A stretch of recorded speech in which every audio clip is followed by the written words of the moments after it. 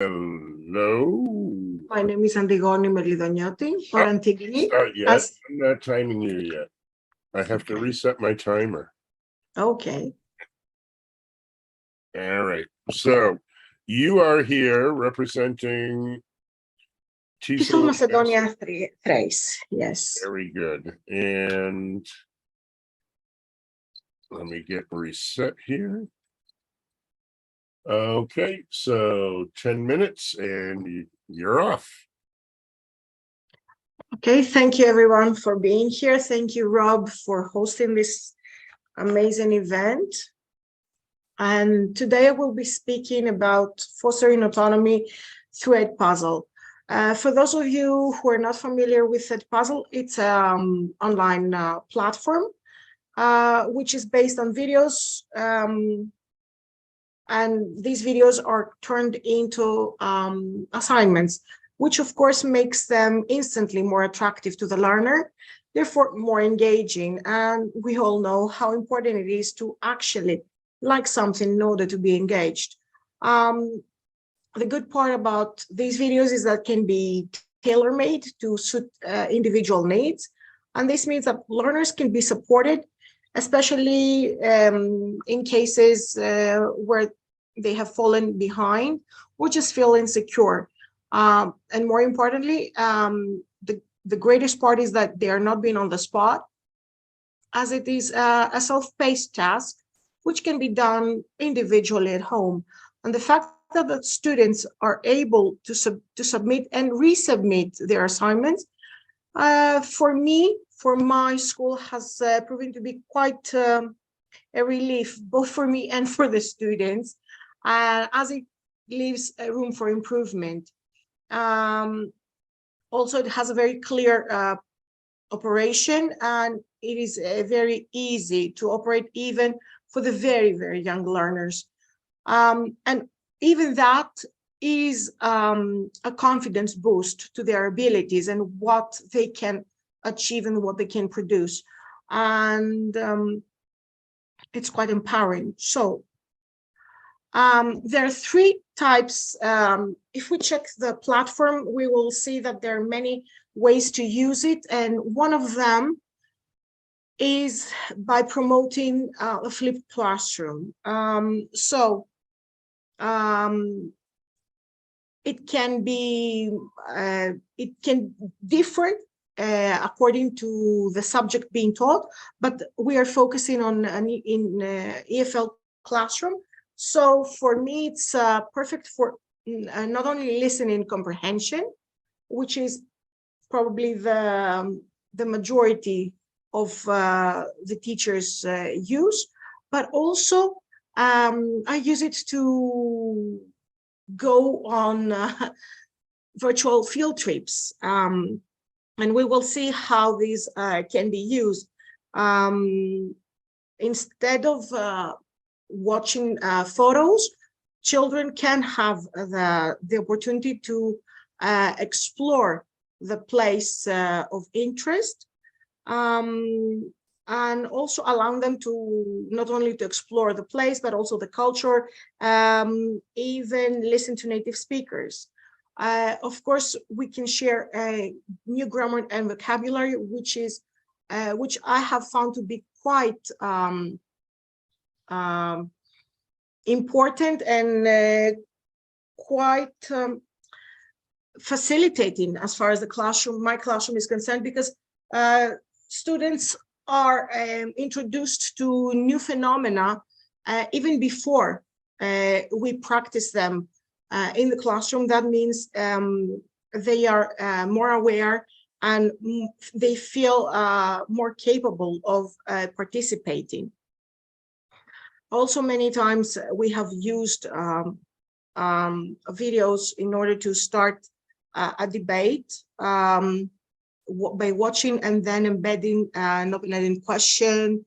It's a great way to start a discussion, because and it's easier to discuss after watching a video, because students get ideas automatically, and it's not through a textbook or an article that they feel the need to read. Okay, so another way it can be used is, of course, for me, it's the same, practically the same. It is the self-paced classroom. In many cases, I have appointed videos of myself explaining or giving feedback to homework, as there is a very limited time in the classroom. So for this, and also I am assigning extra homework, and especially low-level students seem to enjoy it, as they are not, once again, they don't feel that they are on the spotlight, and it leaves them room for improvement. And I have seen great results in this area. And of course, project-based learning. Okay, what need we say more? There is the ability, there is the opportunity to assign. You have learners have the opportunity to do assignments on their own. One of the most frequent in my classroom is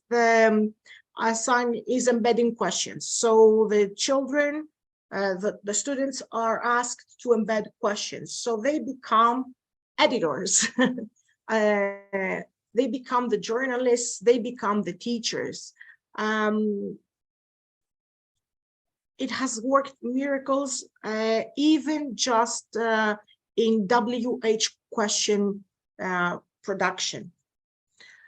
In other cases, especially for more advanced levels, I have assigned videos as part of a larger scheme. Let's say a scheme like Eleni Kartalia's Revolution project, which was great. In other cases, they have prepared a presentation, and they did a read aloud they did a voiceover on VR videos last year when we did our VI project. It was they took information from other videos or articles, and they passed it on through EDpuzzle. Now, why is it so important? How is it that they feel so autonomous? They get to rewatch it as many times as they want, at the comfort of their home, and they can skip questions and go back and forth, feeling no pressure. It provides options, for instance, even for children who are facing learning difficulties. Instead of writing, they get to record their answers, of course, either based on what they hear on the videos, or they can use their own words. Again, this is quite comforting.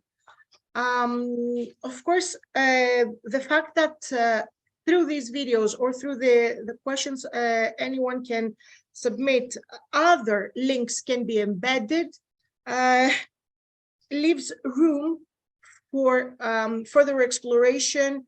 I would have never guessed that children would actually read or watch other videos or the other links I am embedding, but amazingly they do, with great interest.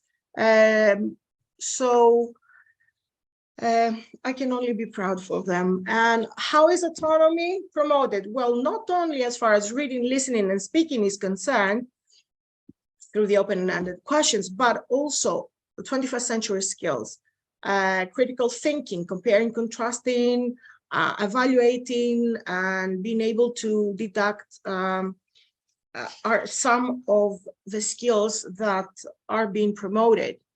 And for me, the most important is the last part, that bit by bit, with slow steps, sometimes they lack intimidation. They're more willing to experiment, which promotes and it promotes our self-monitoring, and they are more aware of themselves.